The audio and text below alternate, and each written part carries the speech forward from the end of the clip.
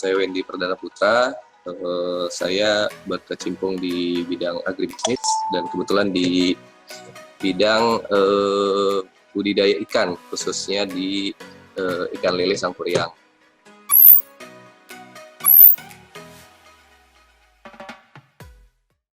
Nah ini udah jam berapa? Saya lama ini sudah ya waktunya kita udah lebih 32 sekarang, 16.32. Oke. Lanjut aja ya, Mas Wendy, seru. Ya, lanjut seru nih.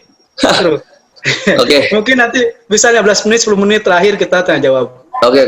Jadi saya lebih cepat lagi. Nah, ini cara pemberian jam pemberian pakannya itu 2 kali aja, dari pagi atau malam itu dari jam 9, malamnya sore atau malam itu jam 5 sampai jam 9. Nah, ini komposisinya juga berbeda. Yang malam itu lebih banyak karena lele itu sifatnya binatang nokturnal yang aktif di malam hari. Jadi malam hari harus lebih banyak dibandingkan di pagi hari. Pagi hari untuk cemilan aja lah. Nah ini dia, ada beberapa orang yang memberikan pakan secara berlebihan, yang impact-nya justru bukan membuat ikan ini tumbuh cepat besar, tapi malah merusak kualitas air. Jadi jangan sampai kita memberikan pakan asal-asalan. Jadi stop memberikan pakan apabila sudah terlihat mengambang. Jadi lele itu kan kalau misalnya kasih makan kan kayak gitu kan. Nah tapi kalau misalnya udah melambat responnya, itu langsung kita hentikan. Karena apa? Karena pada saat dia sudah kenyang, walaupun kita kasih, itu dia tidak akan dimakan lagi. Maksudnya ada berpikir, nanti juga dimakan. Itu nggak akan dimakan. Kalau misalnya nggak diambil, itu justru akan jadi petaka, karena itu nanti pelet itu akan menjadi racun dan akan menurunkan kualitas air yang ada di dalam kolam. Jadi kalau bisa kita kasih makan juga dilihat juga dari respon pakannya, jangan sampai berlebihan. Oke. Yang terpenting ini adalah manajemen pakan. Yang kedua apa? Yang kedua adalah manajemen air. Apa sih yang harus kita perhatikan? Nah, yang harus kita perhatikan adalah cek pH. pH air itu harus seperti ini. Cek pH. Jadi pH-nya sih normal seperti air normal pada umumnya. 7 di 6 sampai 7 di level pH-nya. Nah, selanjutnya walaupun lele bisa hidup di kualitas air terendah, tapi kita ini kan levelnya di budidaya. Yang namanya budidaya itu isinya minimal 1.000 ekor lah.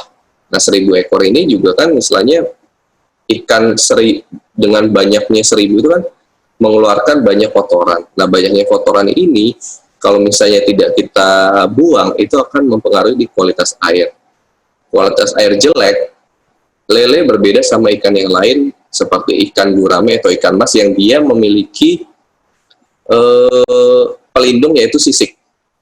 Nah lele dia hanya memiliki perlindungan yaitu lendir. Lendir terkelupas karena kualitas air jelek, itu bakteri, virus itu akan masuk. Nah itu bisa mengakibatkan mati massal. Nah ini kita cepat aja untuk penyakit lele, karena nanti kalau misalnya dijelasin Pak jadi malah nggak mau budidaya lele. Jadi penyakit lele ini ada dari ini seperti ini, bintik putih, itu banyak putih di atas badannya. Yang kedua itu penyakit gatal, itu biasanya sama sih pada umumnya, selain biasanya ada bakteri. Nah ini yang banyak kena sama petani lele biasanya itu Aeromonas, karena kembali lagi kualitas air yang jelek yang mengakibatkan lendir terkelupas, otomatis bakteri itu, virus itu masuk ke dalam tubuh lele. Yang selanjutnya adalah moncong putih. Moncong putih ini bukan partai, bukan PDIP. Moncong putih itu istilahnya mulutnya itu kayak kita sariawan lah. Istilahnya bakteri itu nyerang ke mulut. Jadi itu tumisnya terkelupas, otomatis dia tidak ada nafsu makan, dia tidak makan, akhirnya adalah meninggal, mati. Nah ini adalah penyakit, ini jarang terjadi, Nah, ini penyakit kuning. Nah, ini penyakit kuning yang biasanya terjadi kepada petani-petani yang memberikan pakan yang asal-asalan, pakan-pakan seperti yang ayam tiren, sosis bekas, dan pakan-pakan alternatif lah. Nah, itu kan kita nggak tahu pakan itu bersih atau enggak. Nah, ini penyakit kuning sama kayak penyakit kita, jadi lambungnya yang kena, terus warna jadi berubah kuning. Kalau kayak gini udah nggak bisa diatasi karena yang diserang adalah bagian dalam tubuh. Nah, ini adalah pecah usus sama bagian dalam tubuh yang memang udah susah diobatin. Kalau bagian luar kayak semacam luka, gatal, itu semua bisa disembuhin. Tapi kalau misalnya udah seperti ini udah mati mendadak, istilahnya udah tidak bisa ditangani lagi lah. Kalau kayak gini, udah penyakit dalam ya. Ini obat-obatnya sih banyak. Adalah di setiap toko-toko pakan itu banyak menyediakan obat-obat yang digunakan untuk mengobati penyakit ikan. Selanjutnya, nah ini dia. Lele itu kan lele itu ikan kanibal yang perlu dipisahkan. Jadi jangan sampai kita males yang namanya memisahkan ikan sesuai ukuran-ukurannya. Kalau misalnya di pembesaran, biasanya dalam budidaya kita, kalau pembesaran kan 2 bulan, itu biasanya bulan pertama aja kita sortir untuk membedakan ukuran. Karena kalau misalnya tidak dipisahkan, kan kita memberikan pakan itu sama, tapi respons si lele itu kan beda-beda. Ada yang makannya cepat, ada yang makannya nggak cepat. Nah, yang makannya lahap, pertumbuhannya akan semakin lebih cepat. Yang makannya malas-malasan, otomatis pertumbuhannya akan lebih lambat.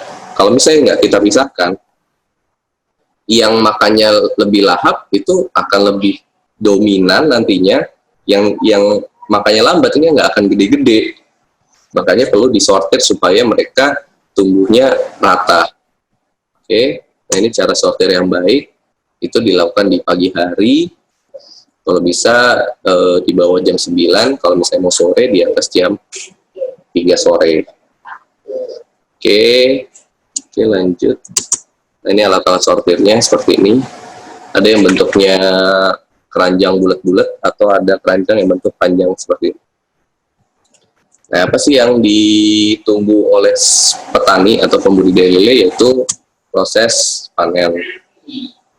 Proses panen seperti ini. Jadi yang biasanya yang diterima pasar itu sekilo isi 6 sampai 10 ekor.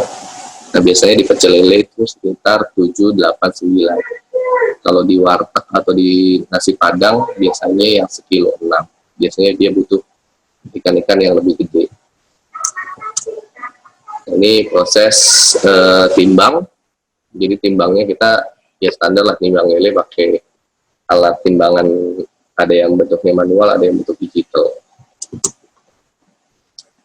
Nah, ini pastikan kolam ikan yang nanti misalnya teman-teman mau buat itu kalau bisa bersih. Jadi stigma lele, stigma lele itu ikan yang kotor itu salah. Jadi lele pun menyukai tempat yang bersih seperti layaknya ikan-ikan yang lain. Nah, ini selain kita bisa tadi jual ke pasar, kita sebagai petani, sebagai pembudidaya, sebagai wirausaha juga harus memikirkan istilahnya, masa sih kita hanya jual ke pasar aja. Kita kan sebagai pebisnis harus bisa berinovasi atau bisa melihat market ya. Melihat market, ada nggak sih potensi lele ini dipasarkan selain kita jual ke pasar ke pecel lele? Bisa nggak sih kita kemas atau kita olah menjadi makanan yang value-nya atau nilai ikan itu bisa naik? Nah, itu banyak sebenarnya di daerah Jawa itu sudah banyak. Nah, ini ada orang bikin keripik lele, abon lele, lele asap, sampai ada yang bikin nastar dari lele. Ini luar biasa, istilahnya yang bikin nastar buat lebaran itu dari lele. Ini ada fruit dari lele. Jadi banyak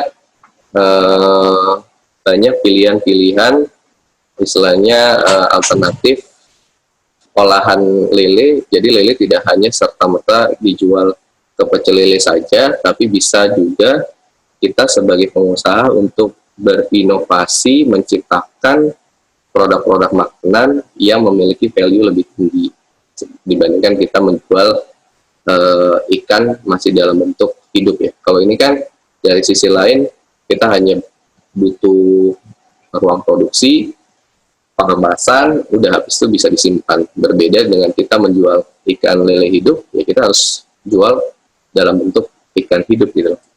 Nah, ini kita rangkum yang terakhir aja. Apa sih kesalahan untuk pembudidaya lele? Nah, saya rangkum. Ini banyak banget istilahnya yang terjadi untuk petani pemula-pemula yang ingin usaha di lele. Yang pertama, mereka cuma sekedar coba-coba. Yes, memang awalnya semua coba-coba, tapi tidak serta-merta coba-coba, tapi jadinya asal-asalan gitu budidayanya. Yang kedua, menganggap budidaya lele mudah. Banyak yang bilang, saya punya uang, saya punya lahan, udahlah bikin kolam banyak, tapi tidak memikirkan cara budidaya yang baik. Yang ketiga, ini banyak uang, punya lahan, tapi nggak mau turun langsung. Karena pertama, dia tahu lele kan gampang, cuman hire karyawan, udahlah kamu kasih makan aja, kan gampang kan budidaya lele. Tapi hasilnya malah tidak sesuai harapan. Yang keempat, banyak uji coba. Uji coba yang dimaksud adalah karena di lele itu banyaklah artikel-artikel atau video-video di YouTube ataupun di internet yang memang menggiurkan gitu dengan teknik A, B, C, D, E. Nah, kalau bisa temukan sistem budidaya yang memang sesuai dengan kemampuan lahan di situ sama kemampuan kita juga. Jangan sampai kita menggunakan sistem budidaya yang rumit padahal kita sendiri juga belum ngerti gitu cara budidayanya. Nah, yang selanjutnya adalah lupa mencari market. Wah, istilahnya udah suka nih budidaya lele nih, ngasih makan terus enak nih, tapi lupa, waduh pas udah mau jual, ini gue mau jual kemana ya? Masih bingung. Nah, jadi jangan sampai seperti itu. Kalau bisa pada saat kita sudah memulai budidaya, kita harus langsung mencari market. Nggak usah jauh-jauh dari tempat tinggal kita aja, dari tetangga kek atau dari pecel lele di sekitar kek, kita coba mulai pasarkan. Pak, dapat lele berapa di sini? Kalau misalnya biasanya pecel lele itu nggak akan bisa langsung masuk, kita nggak bisa langsung masuk karena dia pasti udah punya langganan. Kalau misalnya nggak bisa langsung masuk pecel lele, tanyakan aja, Pak, lelenya dapatnya dari mana? Boleh nggak saya minta kontaknya supaya saya bisa? Saya ada kolam, saya coba pengen jual hasil panen saya ke pensuplai Bapak. Nah, yang kedua, yang selanjutnya adalah pemilihan lahan yang salah. Oke, saya punya lahan luas, tapi nggak ada sumber airnya, yang sama aja bohong kan. Saya kan yang namanya kita budidaya lele, kita butuh yang namanya sumber air gitu. Yang selanjutnya, yang terakhir adalah tidak mau menikmati proses belajar. Yang namanya budidaya lele, itu tidak ada yang jago, tidak ada yang hebat, karena ini semuanya kita bisnis adalah bisnis makhluk hidup, yang istilahnya kita masih bergantung terhadap alam, karena kita budidayanya masih konvensional ya, belum hatchery yang tertutup banget, artinya banyak resiko yang bisa terjadi, hujan lah segala macam, perubahan suhu, artinya tidak ada yang hebat lah. Selainnya saya juga yang 8 tahun juga pasti mengalami yang namanya kegagalan dengan resiko hujan, terus perubahan suhu dan lain-lain. Oke, mungkin itu rangkuman ya sekedar sharing saya mengenai budidaya lele. Kalau misalnya mau ada yang sharing, tanya jawab, mungkin bisa silakan. Kita sudah kasih bibit sebisa mungkin petani ini kita kawal sampai dia berhasil sampai dengan panen. Biasanya itu pembudidaya lele itu kadang-kadang jago kandang. Kalau misalnya kita sendirinya juga nggak paham, susah juga, nanti karyawan juga nanti bisa jadi cuma disalah-salahkan doang.